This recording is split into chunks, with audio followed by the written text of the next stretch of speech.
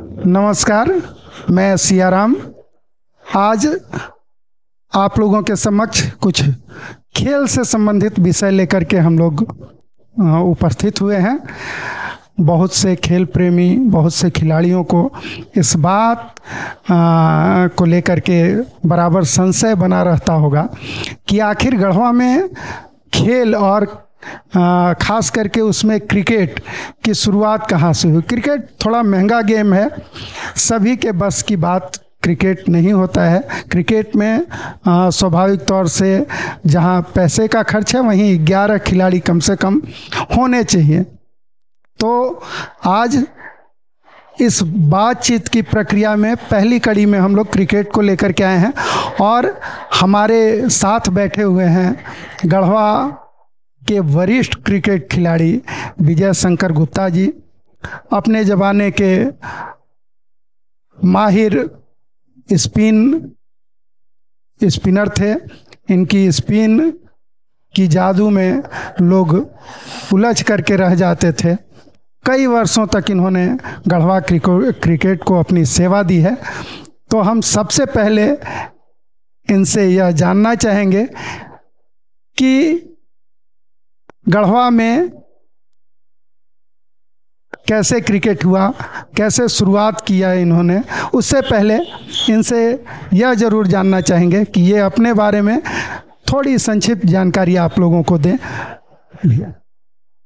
हम लोग वैसे पहले डालमिया नगर, डेयरी ऑन सोन डालमिया नगर में रहते थे। तो वहाँ से रिटायर होने के बाद पिताजी के सब परिवार हम लोग गढ़वा चले आए। लगभग हम समझते हैं 70 के आसपास। तो यहाँ आने के बाद चूँकि वहाँ पर हम क्रिकेट खेलते थे, इसलिए यहाँ भी शौक चढ़ाया कि भाई कुछ होना चाहिए। और यहाँ पर उसका एक्टिविटी नहीं था क्रिकेट का उस समय जब हम लोग यहाँ आए थे। तो ऐसे में कुछ लोगों को, हम लड़के को जुटाकर किसी तरह से संसाधन भी उपाय करके हम लोग शुरू किए खेलना। तो इसी हिसाब से वो स्टार्ट हो गया यहाँ पर। आपसे पहले भी यहाँ क्रिकेट होता था या नहीं होता? कोई जानते नहीं? नहीं, क्रिकेट तो यहाँ पर एकदम नील था, कुछ होता ही नहीं था। कोई कहीं पर भी गली मोहल्ले में भी कहीं कोई ऐसा नहीं खेलता। यह भी एक इत्तेफाक है कि चाहे बीच क्रिकेट रहा हो या टेनिस बॉल क्रिकेट रहा हो, दोनों गढ़वा में उनका प्रवेश रोहतास जिला से ही हुआ है। टेनिस बॉल क्रिकेट सासाराम से लोगों ने गढ़वा लेकर के आया था। और जैसा कि विजय शंकर गुप्ता ने आपको बताया कि ड्यूज बॉल की शुरुआत भी डालमिया नगर से इनके गढ़वा आने के बाद प्रारंभ हुई।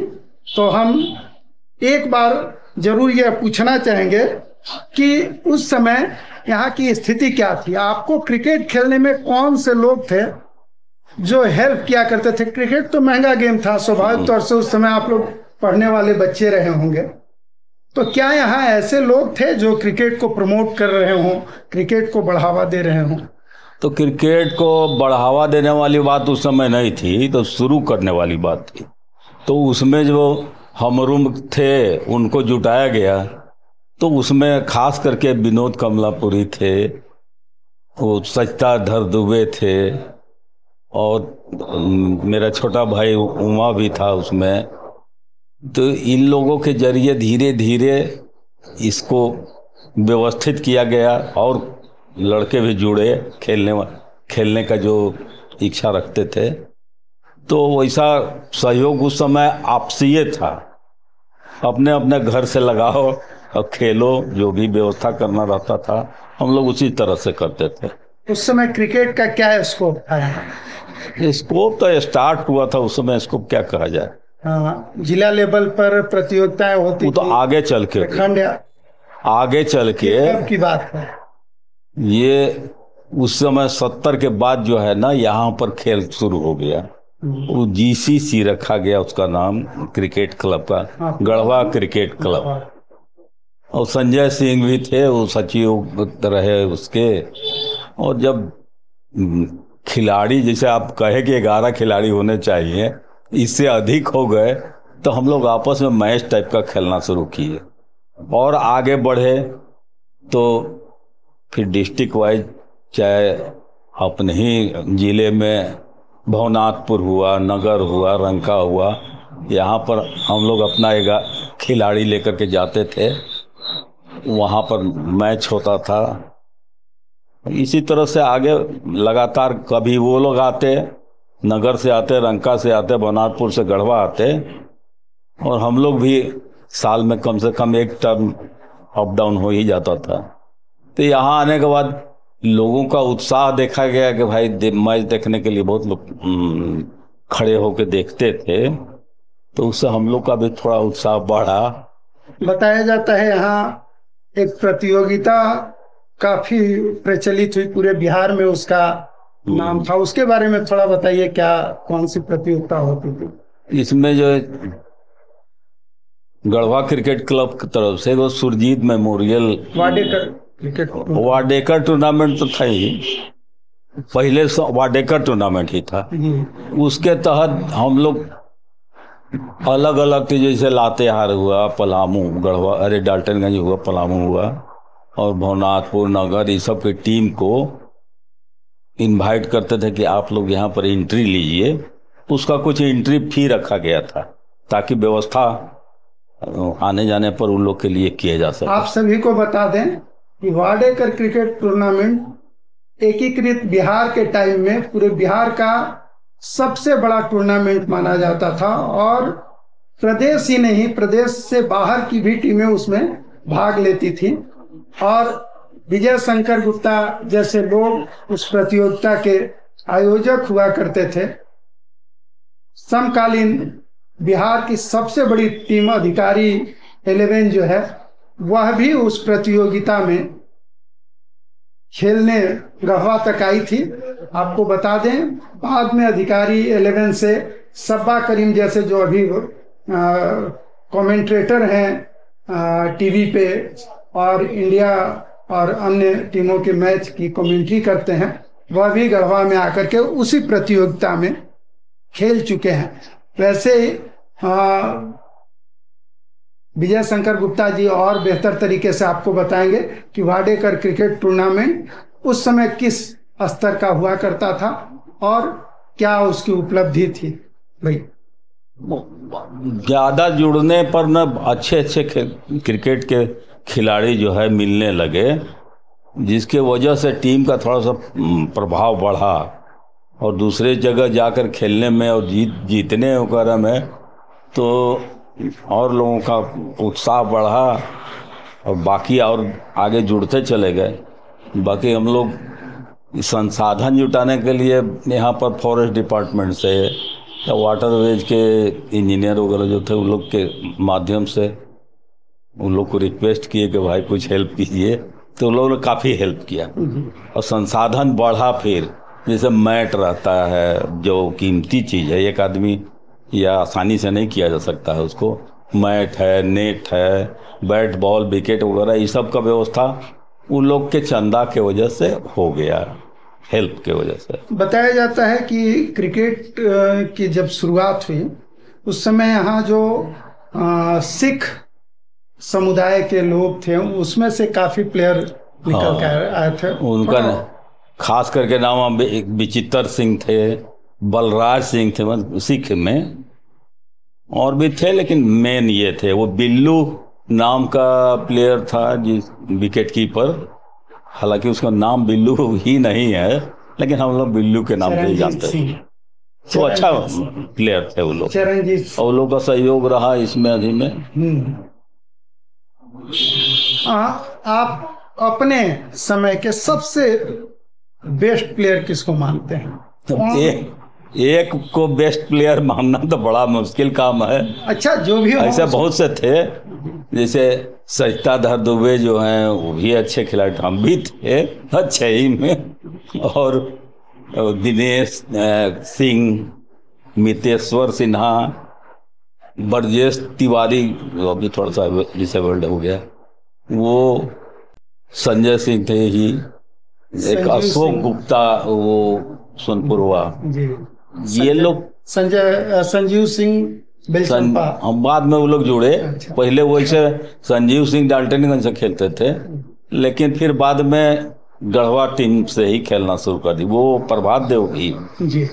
हालांकि प्रभात देव बहुत अच्छे बैट्समैन, बॉलर भी थे, बहुत अच्छा बैट्समैन थे। उनको कह सकते हैं कि सबसे बढ़िया प्लेयर हैं, लेकिन किसी एक को कहना थोड़ा नाइंसाफी होगी। चलिए, आने वाले समय में प्रभात देव से भी हम लोग मिलेंगे, हाँ। क्रिकेट पर उनसे भी चर्चा होगी। उस समय के क्रिकेट में और अभी के क्रिकेट में आप क्या पाते हैं, क्या अंतर हुआ है, कैसे लोगों को अपॉर्चुनिटी मिला है क्रिकेट के माध्यम से, इस पर थोड़ी। बहुत अंतर हुआ है। अभी जो है पारिवारिक रूप से जो है हर बच्चे को बहुत फैसिलिटी दी जा रही है, बैट बॉल वगैरह किट सबको, माने बहुत समृद्ध है अभी के क्रिकेट खिलाड़ी। मतलब ये कहावत अभी के टाइम में गलत साबित हो रहा है कि पढ़ोगे लिखोगे बनोगे नवाब, खेलोगे कूदोगे होगे खराब। ये अभी संभव नहीं, ऐसा तो नहीं है कि पढ़े लिखोगे होगे खराब वाली बात है। पढ़ना भी उतना ही जरूरी है, लेकिन साथ में अगर खेल का भी ध्यान दिया जाए खेल पर, वो निकल के मैदान में खेलना और घर में खेलने वाला अलग चीज है। मैदान में जब खिलाड़ी खेलते हैं, पसीना बहाते हैं, तो उनके लिए एक दूसरा महत्व होता है उस खेल का। आपके बाद गढ़वा में किस खिलाड़ी का नाम लिया जा सकता है जो क्रिकेट की बुलंदियों तक गया हो? ज्यादातर यही लोग, इसी में से जितना नाम बताए ना, उसी में से दिनेश है जो बेहतर किया, और बाहर जाके भी उन लोग का सिलेक्शन हुआ था अंडर स्टेट में। शैलेश सिंह वगैरह। शैलेश, वो तो मैंने शैलेश था, वो भवनाथपुर का प्लेयर था। और ये लोग जो है ना, इन लोग का सिलेक्शन पलामू क्रिकेट क्लब के थ्रू हुआ था। एक टीम बनाया गया था जो कि इंटर स्टेट खेले में जाके जी। तो वो लोग बेहतर खेलते थे। सजता दुबे थे। हम तो बाहर नहीं जाते थे उससे, इधरे मैंने डिस्ट्रिक्ट में ही। जैसे जिस समय की चर्चा कर रहे हैं, उस समय पारिवारिक दबाव भी होता था कि खेलने मत जाओ, कहीं निकलो नहीं, ये इस तरह की बात होती थी। आप के साथ कुछ ऐसा हुआ हो जो रोचक, जिसमें आपको लगा हो कि ये आपके जीवन के लिए, खेल के क्षेत्र में इससे रोचक कुछ हो ही नहीं सकता है, ऐसा कोई वाकया? देखिए, उसमें जो है ना, खेल के प्रति बहुत लगाव था लोगों को जरूर, लेकिन घर से ऐसा नहीं था कि हम लोग 24 घंटा खेले के प्रति लगे हुए हों। तो घर से वैसा कोई दबाव नहीं था कि ना मत खेलने जाओ, पढ़ाई ज़्यादा करो, ऐसा कुछ नहीं था। अपने विवेक से समय पर खेलना, समय पर पढ़ना, यही सब था। और रोचक बात की जहाँ तक बात है ना, तो हम लोग जो टूर्नामेंट, यहाँ पर जब टूर्नामेंट स्टार्ट हो गया तो कई जगह की टीम आती थी। जैसे नगर भवनाथपुर वगैरह के तो आते ही थे, रंका से, जपला से, उधर लाते हारते। इसके अलावा यूपी के उधर बिहार कहिए, अब डालमिया नगर वगैरह से भी, डेहरी से और बरवाडी से, ये सब की टीम आती थी। और टूर्नामेंट होता था यहाँ पर, जो कि लगातार करीब 10-12 टीम आती थी, तो लगातार मैच होता था। और बहुत दर्शक जुटते थे देखने के लिए, अच्छा भी लगता था, वेल ड्रेस्ड रहते थे, तो बहुत मैंने लगता था कि सही में क्रिकेट हो रहा है। तब के क्रिकेट में और अभी के क्रिकेट में जो बदलाव हुआ है, इसमें आप वर्तमान समय के खिलाड़ियों को क्या कहना चाहेंगे? खिलाड़ी तो बहुत से अच्छे निकल रहे हैं, बहुत अच्छे निकल रहे हैं खिलाड़ी। ये एक ही कमी है अभी कि उस तरह की प्रतियोगिता नहीं हो रही है। जैसे बाहर की टीम आती है तो उनके साथ खेलना और बेहतर करना, तब पता चलता है कि हम कितने अच्छे खिलाड़ी हैं। ऐसा नहीं कि अब आपस में ही खेल के निर्धारित कर दिया जाए, तो ऐसा कुछ नहीं है। लेकिन यही बंद हो गया है आज के समय में। खाली स्कूली मैच वगैरह होता है स्कूल का, कोई ऐसा नहीं कि बाहर से आते हों और लगातार कोई विशेष मैच होता हो, तो अब वो नहीं रह गया है। इसके वजह से बहुत मुश्किल होता है बताना कि कौन सा खिलाड़ी बहुत अच्छा कर रहा है। टेनिस बॉल क्रिकेट जो है ओरिजिनल क्रिकेट को कितना डैमेज किया है या उसमें फायदा हुआ है? देखिए, वो कोई क्रिकेट है ही नहीं। मतलब टेनिस बॉल से खेलने पर किसी तरह का भी कोई न किसी तरह प्रयास करना, न कोई डर भय, और अथी वाला ड्यूज बॉल से खेलने पर बहुत तरह की चीज होती है। कोई लापरवाही नहीं, सावधानी से खेलना है, चोट लगने का भी डर आता। पहले तो हेलमेट भी नहीं रहता था। इसमें ड्यूज बॉल में टेक्निक है। हाँ। टेनिस बॉल में उसका खाली बाउंस होता है, लग गया तो चला गया, नहीं तो उसमें कोई डरने भय की चीज नहीं है। इसमें ड्यूज बॉल में बहुत सावधानी बरतना पड़ता है कि कहीं जरा सा भी गलती हुई कि आउट हुए। अभी अभी आपको क्रिकेट जब आप बच्चों को खेलते हुए देखते हैं तो क्या कभी ऐसा मन में आता है कि फिर हम भी होते और इससे बेहतर कर? नहीं, बेहतर करने के लिए तो शारीरिक फिटनेस चाहिए। अब वो आदमी का समय बीत गया तो उसमें मन में भले सोचे। कभी कभी होता है क्या कि मैच देख रहे हैं और फुटबॉल देख रहे हैं तो पैर ऐसे चल जाता है। वो भावनात्मक है, लेकिन आदमी वैसा कर नहीं सकता, मन में भले सोचे। एक बार यह जरूर बताइए कि हम लोग गढ़वा में क्रिकेट को बेहतर करने के लिए क्या क्या कदम उठाएं कि गढ़वा में फिर से क्रिकेट जो है अपने पुरानी बुलंदियों पे आए। हम तो समझते हैं कि फिर से उस तरह की प्रतियोगिता स्टार्ट किया जाए। यहाँ पर अलग अलग टीम आवे, बाहर की टीम आए, संपर्क किया जाए कि उधर यूपी की तरफ से जो अच्छी टीम है, देहरी और वगैरह, इधर रांची वगैरह की टीम जो है, रांची की टीम ही पहले आती थी, अब तो प्रायोजक भी आसानी से प्रायोजक है। तो ये सब चीज होगा ना, तब जब तक प्रतिस्पर्धा नहीं रहता है तब तक न खेल सुधारने का जरूरत महसूस करता है लोग और न उसमें सुधार मिलता है। अच्छे खिलाड़ी से खेलिएगा तभी पता चलेगा कि हमारा स्तर क्या है। अब आपसे एक आखिरी सवाल ये है, आप जब खेलते थे सबसे रोचक मैच कौन सा था, उसके बारे में थोड़ा बताएं। असल में वहाँ एक टूर्नामेंट के तहत जो है हम लोग की टीम जो है फाइनल में पहुंची थी और डेहरी ऑनसोन के नवीन क्रिकेट क्लब थी, वो फाइनल में पहुंची थी। ये 1984 की बात है। तो उस मैच में हम लोग की टीम पहले बैटिंग करने उतरी थी, गढ़वा क्रिकेट क्लब की। तो उसमें कुछ ऐसा हुआ कि 6 खिलाड़ी आउट हो गए मात्र 17 रन के ऊपर। अब तो हम लोग को पसीना छूट गया। फिर बाद में जो उतरे खिलाड़ी हम थे, माने विजय शंकर गुप्ता और सरिता धर दुबे, ये दोनों लोग खेलना शुरू किए। बहुत डर डर के खेल रहे थे हम लोग कि कहीं हम लोग आउट हो गए तो फिर उसके बाद बॉलर बचे हैं। लेकिन संयोग देखिए, हम लोग का कुछ सावधानी बरतने से फायदा मिला और दोनों प्लेयर जो है बिना आउट हुए हम लोग लगभग 100 रन का पार्टनरशिप कर दिए। इसमें सरिता बाबू का भी बहुत बढ़िया खेल रहा था, उसमें मेरा भी रहा था। फाइनल मैच था, कैप्टन मैं ही था और एक मैं लड़ने लाके स्कोर बन गया बाद में। उसके बाद फिर हम लोग प्रयास किए, नवीन क्रिकेट क्लब डेहरी को हराए, फाइनल जीते। उसमें योगदान सरिता बाबू का भी बहुत बढ़िया था, बहुत अच्छा रहा। मैन ऑफ द मैच मैं ही हुआ था उसमें।